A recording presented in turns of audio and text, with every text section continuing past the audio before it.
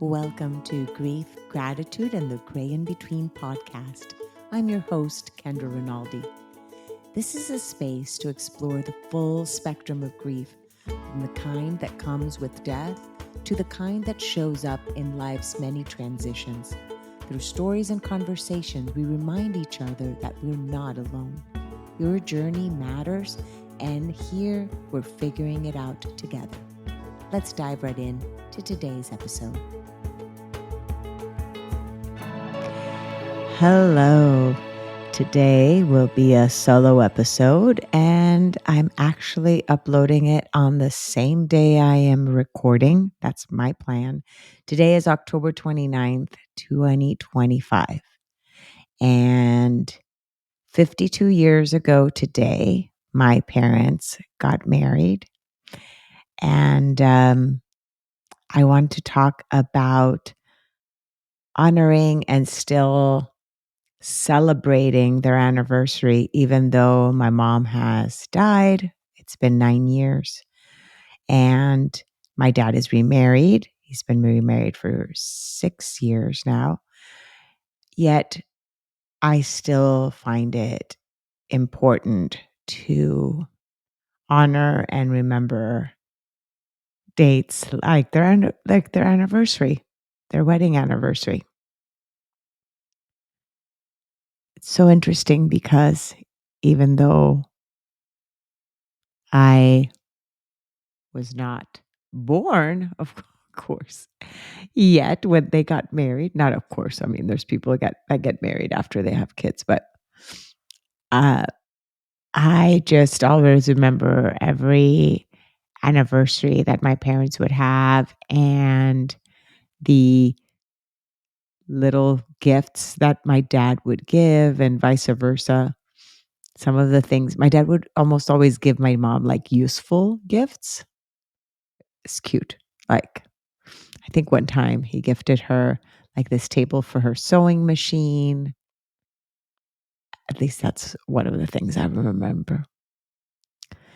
My parents were two different cultures, right? My dad's from the States and my mom is from Colombia. And gosh,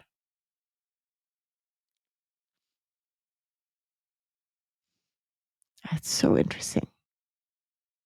I'm not sure why I'm feeling emotions right now as I'm recording this. So I wanted to share a little bit about how they met and a little bit about their story because their story ends up being part of mine and my siblings' story as well. So if my dad listens to this episode, he'll probably correct me on some facts that maybe I may not have completely right. So we will see. So my dad was born and raised in California with an Italian American father. Actually, Italian. Like my grandfather was born in the US, but his parents were Italian and he grew up his first 7 years of life in Italy and then came back to the US. And he married my grandmother. So my grandfather's name was Joe Rinaldi and my grandmother Alice. And Alice Workett. Joe Rinaldi and Alice Workett. And my and they had two kids. My dad, who's the oldest, and 4 years later, my Aunt Zurine. And my dad grew up in a household that was Catholic, mainly, usually, he says, mainly during the holidays, during Christmas, is I think when they would go to the Catholic church. That was on my grandfather's side. And then Presbyterian on my grandmother's side. And in his 20s, late 20s, my dad ended up becoming a Baha'i. And he was in theater, he was an actor. And anyway, he had found that as his religion, quote unquote, and then he still felt he needed more something else and ended up finding the Baha'i faith. So the long story to this is still, I will say long story short, but it's still the long story to this, is he ended up going to South America in 1971. There was the inauguration of a house of worship in Panama, and he went down to that. And that's how my dad ended up in South America. From there, he went to Peru. So when he was in Peru, there was a youth conference in Colombia, and he went to that and met my mom. And that's how they met. My dad went back to Peru, and they would correspond with letters like it was back in the day. And he ended up asking her to marry him over a letter. And then he then moved to South America, to Colombia, to Cali. And when he was there, he ended up getting hepatitis B and ended up having to be like, like in a garage, like isolated. And my dad ended up recording this song, several songs during that period of time, but one was called The Artichoke, one of my dad's famous songs. People that know my dad know that song. And anyhow, so that was like his welcome to Cali as he's about to marry my mom, is that he had hepatitis B. I'm not sure how many months or however before he married my mom that happened, but that happened. Anyway, my parents then got married on October 29th, 1973, and um they were they they had a civil wedding and a Baha'i wedding. My mom was a Baha'i as well since she was a kid. And my grandparents, my dad didn't have any members of his family there because they were in the States. And back then it was just not as easy to travel. So I can imagine, and I actually should ask my dad this. So, Dad, if you're listening, curious how it felt for you to be marrying someone and not having your family members there. I I, I don't know how that must have felt, starting his new life. So that's what happened on that year. And then a year later, my dad and my mom traveled to the US. And then that's when my mom got to meet my grandfather and my grandmother. My grandparents weren't married at that time, they were divorced. And my grandfather was ill, and they got to meet them. And my grandfather passed away just I think, yeah, 1974, I believe he's when he passed away, because I was born in 1975 and he died a year before I was born. So that was how my parents got married. And that is how these two human beings of very different cultures and backgrounds came to form a family. And that was 52 years ago. And this year, in just about a week, on November 7th, will be 9 years since my mom died. And during this time, 9 years ago, my mom wanted to go to Orlando. My parents lived in Atlanta, and my sister lived in Orlando. We lived in Texas, and my brother lived in Colombia at that time. My mom was already with hospice care. I believe we started hospice care early October, and she was already in oxygen and had a nurse coming in every day to check in on her. And during this time, October 27th is my niece's birthday, when my sister's middle daughter, and my mom felt called, let's say that way, called to go to Orlando to be there for Layla's birthday, and which was so odd to me. It was so odd to me because she had so much pain. Like my mom could not even be like in a car ride long enough, like without the pain. She was in so much pain. She had already stopped chemo and the pain was just excruciating. But yet she really wanted to go to Orlando and take that flight. So she got on a plane for 2.5 hours or 2 hours, I think it is 2 hours from Atlanta to Orlando to be there. And she was able to be there for the birthday and for the anniversary. I don't know if I'm trying to think. What did they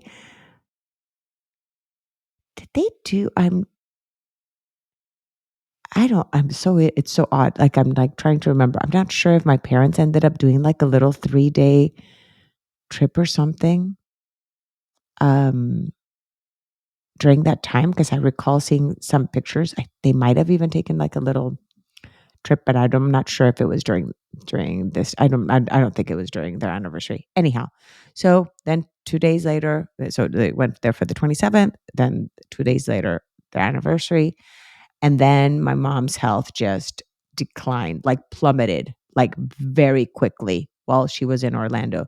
So all her hospice care, it had already been transferred to Orlando.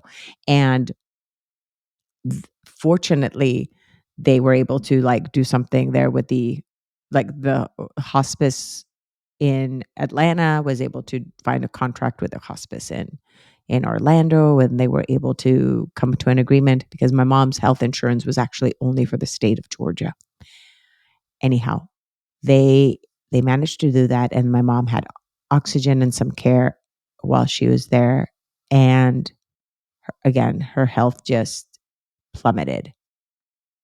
And I believe it was like November 2nd or so, November 2nd, that my sister called and said that the nurse had said that her health was really deteriorating, that it would be best that we would go.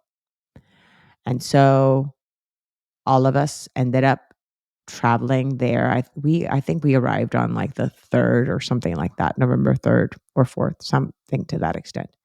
And then my brother also traveled from Colombia, and two of my mom's best friends also traveled from South America to be in Orlando with her. And then on November 7th is when my mom took her last breath. We were all able to be there with her at the time of death.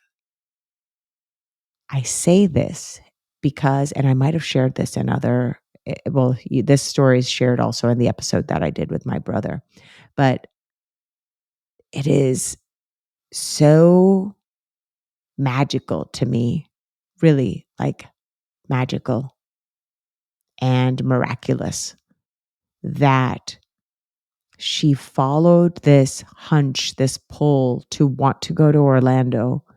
And because of that, we were all able to be present when she passed away. And we're not sure if that could have really happened in that same way had she died in their home in Atlanta, just because they did not have, they had already been packing, and it was not, we would have not all been able to sleep in their home.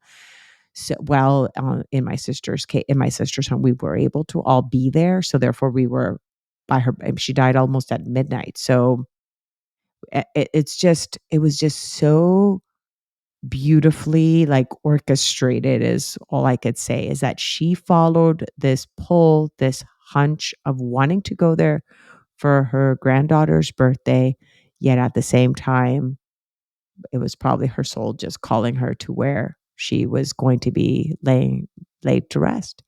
And so my mom is buried in Orlando, and it it is just honestly such a blessing for us that that is where she died. So again, I shared a little bit here about it being their anniversary, their wedding anniversary this time, but then also all these bittersweet memories come to the surface of then also her passing. But there's just also there's grief, there's joy, there's so much gratitude, so much gratitude for the choices my parents made along the way, like so much gratitude for my dad having moved to South America, meeting my mom. And because if not, my siblings and I wouldn't be here, you know? Our lives would have been very different. So, well, I don't know. We would have not existed, first of all, if my parents had not met. At least not in who we are right now. So I I honor that today they got married. Today our family started. And we continue that legacy now with our own families and our own lives. And I just wanted to share that with you, my audience, and the audience of this podcast, and just let you know that it's okay to honor these dates, and it's okay to allow the emotions to come through if they do. There's years in which I don't necessarily end up having this much of an emotion or connection to their anniversary, but today happened to be one of those days in which I did. And I felt called to share that with you, the audience, because maybe this message might resonate with you as well. So that's what I wanted to share today. And before I end, I also want to just invite you to subscribe to my newsletter. Just go to the website and Grief, Gratitude, and the Gray in Between, and then just go and subscribe to the newsletter. I send a message every couple of weeks. I send a little letter, and I also send the episodes, the most recent episodes as well. And I also want to invite you that if by chance you feel called to want to subscribe on my if you're listening to this anywhere else, this is not available there. It's only available on Apple Podcast. I have a subscription base part in my Apple Podcast account that you could subscribe to and then listen to additional episodes that I do. Those are just bonus episodes that you get to hear. So those are the two invitations. Anyway, sending you all so much love. And if you'd like to share any thoughts or any of your own grief journeys, please write an email to griefgratitudepodcast@gmail.com and share your story with me. Thank you. Much love. Thank you again so much for choosing to listen today. I hope that you can take away a few nuggets from today's episode that can bring you comfort in your times of grief. If so, it would mean so much to me if you would rate and comment on this episode. And if you feel inspired in some way to share it with someone who may need to hear this, please do so. Also, if you or someone you know has a story of grief and gratitude that should be shared so that others can be inspired as well, please reach out to me. And thanks once again for tuning in to Grief, Gratitude, and the Gray in Between podcast. Have a beautiful day.